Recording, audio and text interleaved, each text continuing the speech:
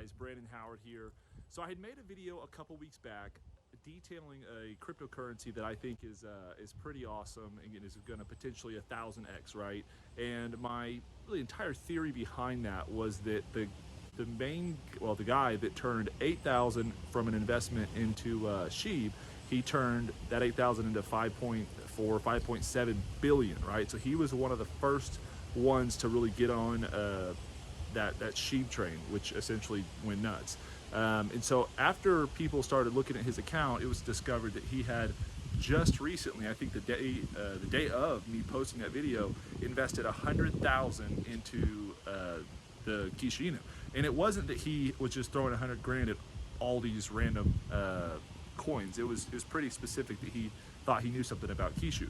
At the time, I didn't really know a ton. I kind of just was like, hey, follow the smart money. But now that I've looked into it, one of the things that I find really interesting and really beneficial is that however many coins you have or however much money you have invested in Kishu, you actually get a percentage every single day of basically the gas fees that are paid. So whenever you buy in, and initially it's a little bit expensive, like for me, I think I bought at first, I don't know, like 4 grand, and it was about a $250 fee.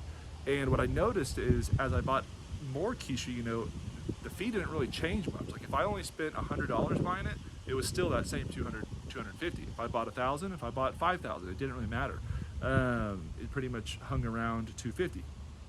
But what's cool about that is even though it's a little bit expensive to get into, it's actually giving you like free coins every single day, right? Almost like an interest in Kishu-Inu.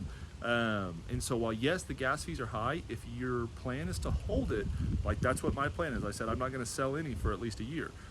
So potentially mid next year, 8 months to a year.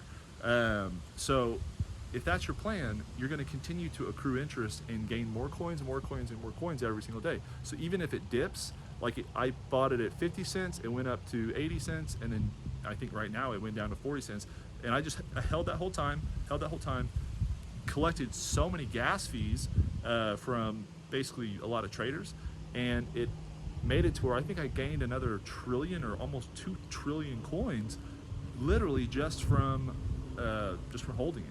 And so yeah, I thought that I would throw that out there and mention that because I think that's pretty huge. I mean, I've not seen other coins where you're just getting more coins the longer you hold it. So it's actually paying to hodl.